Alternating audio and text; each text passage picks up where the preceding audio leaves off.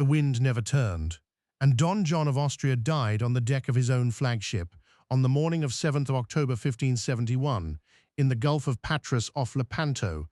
The breeze that had carried the Ottoman fleet down the Gulf simply held, and that single accident of weather decided the largest naval battle the Mediterranean had ever seen.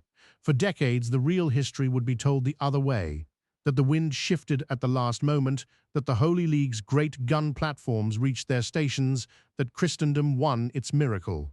In this alternate timeline exploration, we examine what could have happened and why the real history unfolded differently.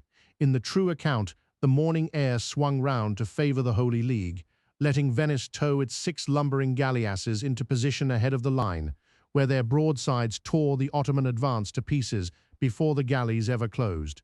But forces far older than any one battle were already in motion. The galley war was a contest of timing, of oars, of formation, of who struck the enemy's center before his own buckled. Here, that timing belonged to the Ottomans. Capudan Pasha Muezzinzadeh Ali Pasha kept the weather gauge, and he used it. He closed fast, before the galleasses could be dragged into their firing stations, and drove the prow of his fleet straight into the Allied middle. The heavy Venetian guns, still under tow, never spoke in time. The center of the Holy League folded inward. Don John, 24 years old and in supreme command, was cut down in the press of boarding. And what no one in Constantinople yet grasped, what would take years to fully surface, was how completely one held breeze would unmake the balance of an entire sea. By dusk, the Gulf was a field of burning hulls, and most of them flew the cross. The Ottoman fleet, though bloodied, held together. It turned for home, not as a battered survivor but as a victor, dragging captured Christian galleys behind it like trophies, the oars of the dead pulled now by the living. Ulush Ali, the corsair who commanded the Ottoman left, had savaged the Allied wing and come away with prizes and reputation intact. When the fleet reached Constantinople, the city answered with cannon and celebration, and Selim II received the news, as confirmation of what the Porte had always insisted, that the sea was theirs to command. The wreck of the Holy League scattered. Survivors limped toward Messina and Corfu, carrying word of catastrophe ahead of them. Sebastiano Venier, the old and furious Venetian commander, was among those who lived, and he counted what Venice had lost: galleys, captains, and the half-brother of the King of Spain dead in the water. Marcantonio Colonna, who had led the papal squadron, gathered what hulls he could and tried to impose order on a retreat. There was little glory in it. The combined fleets had sailed with over 200 galleys and more than 100,000 men, and a great share of both now belonged to the Gulf or to the enemy. Pope Pius V had willed the Holy League into being, and the news of Lepanto broke him. He had bound Spain, Venice, Genoa, Savoy, the Knights of Malta, and his own papacy into a single front against the Ottomans, and he had believed God would honor it. He died in May 1572 with that front in ruins. His successor, Gregory XIII, inherited the wreckage and could not rebuild it, because the thing the defeat had truly destroyed was not ships but trust. An alliance is a promise that the others will hold. Lepanto had shown what holding cost.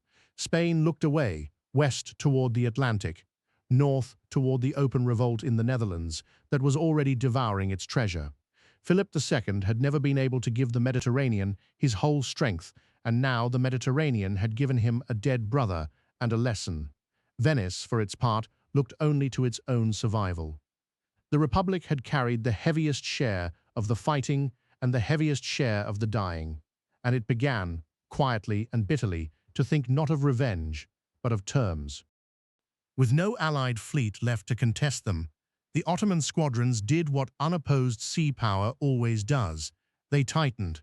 The Aegean, already an Ottoman thoroughfare, became an Ottoman possession in fact as well as name. Squadrons moved at will among the islands, and the long Venetian lifeline to the east narrowed to whatever Constantinople chose to permit. Siege works opened against Venetian Crete, the great island that anchored Venice's eastern trade, and the Republic, with no navy to relieve it, could only watch the lines creep forward. Raiding parties returned to test Malta, where the Knights had broken a great siege only 6 years before, in 1565. The fortress held its walls, But the strategic question had inverted. Malta was no longer a forward bastion of a Christian sea. It was an isolated rock in an Ottoman one. And then came the pressure that would reshape the Western Basin entirely. But to understand it, we have to follow the corsair who had won the left wing at Lepanto. Venice was bankrupt, undefended, and alone. And so Venice paid. The settlement the Republic signed was harsher than anything the real history forced upon it. It confirmed the loss of Cyprus, the war's original prize, where Nicosia had fallen in 1570 and Famagusta in 1571, and where the captured commander Marcantonio Bragadin had been flayed alive. It accepted Ottoman terms on Crete, conceding influence and tribute where it had once held sovereignty, and it paid a heavy indemnity year upon year for the single privilege that kept the Republic alive, the right to trade. Venice had always been a city that turned war into commerce when commerce was the only thing left. This was that bargain at its bleakest, survival purchased outright, and dignity left on the table. Uluç Ali carried the war west. Backed now by the full weight of the imperial fleet, the corsair admiral took Tunis for good, closing a contest for the North African coast that had swung back and forth for a generation. Spanish presidios along the Maghreb, the fortified toeholds that had let Spain pretend to a southern shore, fell or were quietly abandoned, their garrisons too costly to supply against a sea that no longer answered to Madrid. From those bases the raids reached out, onto the coasts of Sicily, of Naples, of the Papal States themselves. Towns that had heard of corsairs now saw them. The line between the Ottoman Mediterranean and the Christian one, once drawn somewhere near Sicily, was being pushed steadily toward the Italian shore itself. From the approaches of Gibraltar to the ports of the Levant, the central Mediterranean now answered to Constantinople. This was the thing Lepanto had been fought to prevent, and its loss had delivered exactly that. Christian shipping still moved, grain, salt, cloth, pilgrims, but it moved on Ottoman sufferance, under truce or tribute, or the watchful tolerance of squadrons that could end any voyage they pleased. The sea had become a lake, and the Sublime Porte held its shores. Philip II read the ledger and made the only choice his exhausted treasury allowed. He turned away from the inland sea toward the Atlantic and toward the Netherlands, where the revolt ground on and the silver of the New World was already committed 3 times over.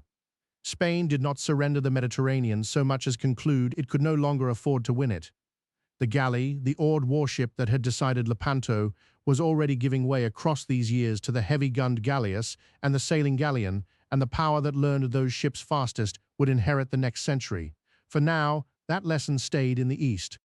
The deepest costs of Lepanto were the ones that arrived slowly. Spain, stretched thinner with every passing year, fought its Atlantic and Dutch wars with a treasury bled by a Mediterranean it had ceased to contest, and the strain told in revolts unpaid and armadas unbuilt. Italy lived under a new arithmetic of raid and ransom and tribute, its coasts reshaped by the constant pressure of a sea it no longer ruled, and Europe, when it remembered Lepanto at all, remembered it not as the morning its alliance triumphed, but as the morning its alliance broke, undone not by cowardice or treachery, but by a wind that declined to turn. The real history gave Christendom its miracle, and even that miracle changed less than the men who won it had hoped. The Ottomans rebuilt their fleet within a year, and the inland sea settled into a long, watchful stalemate. That is the quiet lesson underneath this counterfactual. So much of what we call the verdict of history hangs on margins this thin, a shift of air over a gulf at dawn, a gun brought to bear a few minutes too late. The fleets at Lepanto were evenly matched in everything a commander could measure. What separated triumph from ruin was the one thing no commander could command, and on a different morning, with the wind blowing the other way, the men who sailed home in glory might have been the ones the sea remembered for breaking.